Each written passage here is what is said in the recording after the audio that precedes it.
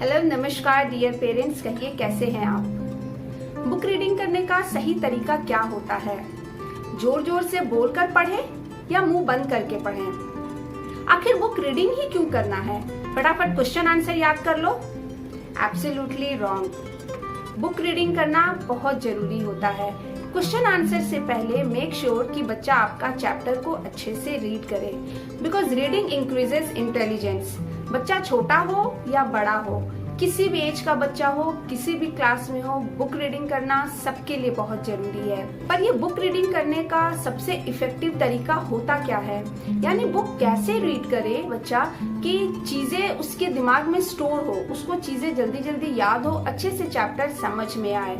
तो आज की वीडियो में मैं आपको 6 टिप्स बताऊंगी कि बुक रीडिंग करने का इफेक्टिव तरीका क्या होता है।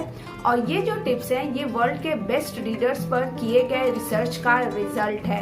यानी जितने भी अच्छे और बड़े फिलोसोफर हुए, जितने भी अच्छे राइटर्स हैं, ऑथर हैं, रीडर्स हैं, उन पर किए गए रिसर्च में कुछ कॉमन बातें निकल कर आई हैं। उसी का सारांश आज मैं लेकर आई हूँ। 6 टिप्स बच्चों को बुक रीडिंग करने का इफेक्टिव तरीका। तो चलिए फटाफट शुरू करते हैं। Number 1, avoid moving your lips when you read.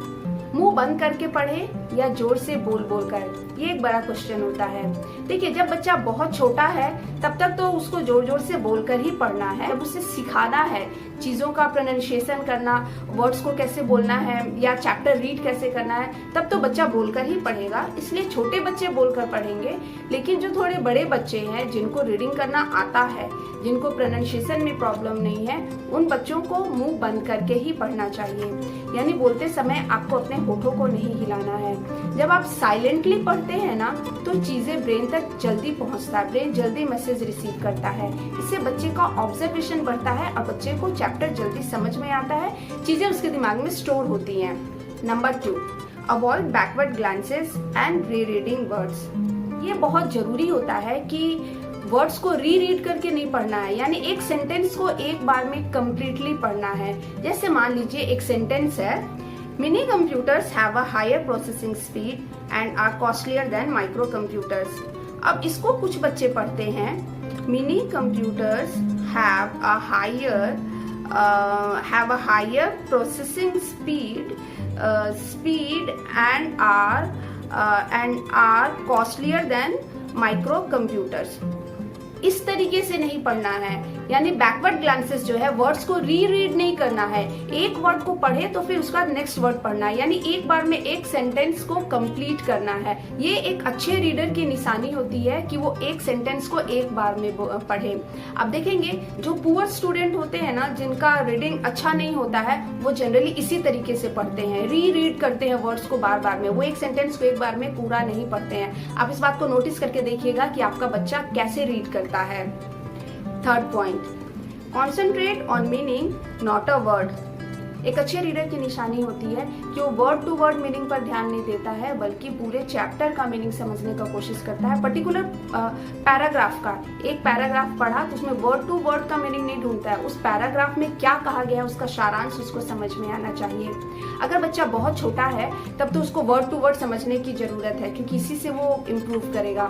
लेकिन जब थोड़ा बच्चा बड़ा हो जाता है, जब जैसे आप देखेंगे कि जैसे जैसे बच्चे बड़े होते जाते हैं ना, उनके बुक से पिक्चर्स कम होते जाते हैं और राइटिंग पोर्शन बढ़ने लगता है।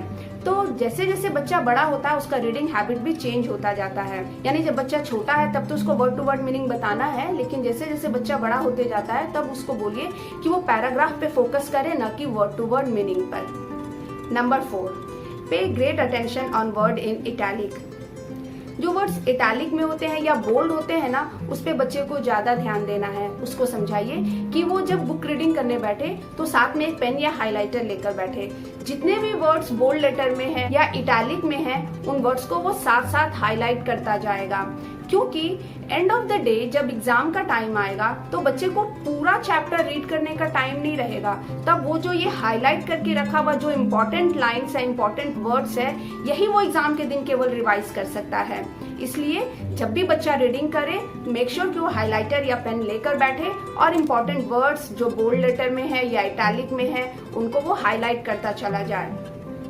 Number 5, read the title, content and check the index. ये बहुत जरूरी होता है। जब चैप्टर शुरू करना होता है ना, तो बच्चे को बताइए कि सबसे पहले वो टाइटल को देखेगा, चैप्टर का टाइटल क्या है, उसके बाद आप देखेंगे उसके ठीक नीचे कंटेंट दिया हुआ रहता है और इंडेक्स सा बना रहता है जिसमें बताया रहता है कि इस चैप्टर में बेसिकली बच्चे को समझना क्या है, यानी चैप्टर में बच्चा क्या पढ़ने वाला है, ये बच्चे को पहले से ही डिनोट किया हुआ रहता है। ये भी पढ़ना बहुत जरूरी होता है, अच्छे रीडर की निशानी है। और चैप्टर पढ़ने के बाद लास्ट में जो समरी होता है वो बहुत इंपॉर्टेंट है, उसको मिस नहीं करना है बच्चे को। तो जब बच्चा चैप्टर शुरू करता है तो चैप्टर शुरू करने से पहले ऊपर में जो मेन पॉइंट्स दिए हुए रहते हैं कि किस विषय में ये चैप्टर है, क्या डिस्कस किया गया इस चैप्टर में, वो बच्चा पहले पढ़ेगा, उसको समझेगा कि चैप्टर में वो क्या पढ़ने वाला है। उसके बाद वो पूरे चैप्टर को पढ़ेगा और लास्ट में जो चैप्टर खत्म होने के बाद आप देखेंगे कि वहाँ समरी लिखा रहता है एक पैराग्राफ में, उस समरी को जरूर पढ़ना है बच्चे को, वो बहुत इंपॉर्टेंट पार्ट है वो, क्योंकि लास्ट में वो समरी को ही वो रिवाइज कर सकता है, पूरा चैप्टर को नहीं पढ़ सकता है। Last number 6, fix place for serious study and another for light study. ये ना बहुत जरूरी होता है। जितने भी अच्छे रीडर्स हुए हैं सबकी अगर बात माने तो उनके लिए, उनकी सीरियस स्टडी के लिए एक अलग प्लेस होता था। यानी जब बच्चा बहुत सीरियस स्टडी कर रहा तो उसके लिए एक अलग प्लेस होना चाहिए, ताकि जब बच्चा पढ़े तो घर में सबको पता हो कि हाँ बच्चा अभी बहुत सीरियस स्टडी कर रहा है, तो उसको कोई डिस्टर्ब नहीं करेगा। ये छोटे बच्चों पे भी बहुत इफेक्टिव होता है। जब बच्चा बहुत छोटा होता है ना, तो आप उसको, उसका जो एक पर्टिकुलर प्लेस होता है स्टडी का, आप उसको जैसे ही वहां लेकर जाएंगे, वहां बैठा के पढ़ाएंगे, तो बच्चा कॉन्सेंट्रेट भी करता है और उसको लगता है कि अब तो थोड़ी देर के लिए, जितनी देर मैं यहाँ हूँ मुझे यहाँ पढ़ना ही है। और बच्चा जब सीरियस स्टडी करता है, उसका जो एक सीरियस स्टडी के लिए पर्टिकुलर प्लेस है, वहाँ बच्चे को लैंप दे सकते हैं। छोटे या बड़े बच्चे सबके लिए लैंप बहुत इफेक्टिव है। लैंप में बच्चा डिस्ट्रैक्ट बहुत कम होता है, इसलिए आप बच्चे को स्टडी लैंप दे सकते हैं। तो ये कुछ यूजफुल और इफेक्टिव टिप्स हैं कि बुक रीडिंग कैसे करें, बुक रीडिंग करने का सही तरीका क्या होता है। इनको आप अपने बच्चे के लिए अपना कर देखिए, आपके बच्चे को जरूर फायदा होगा। सिस्टम में पढ़ा कर देखिए। वीडियो अगर यूजफुल लगा तो एक लाइक जरूर कीजिएगा, आपका लाइक मुझे बहुत मोटिवेशन देता है, जैसा कि मैं अपने हर वीडियो में कहती हूँ। मिलते हैं इस सीरीज के नेक्स्ट वीडियो में, तब तक के लिए thank you and keep watching. Bye bye.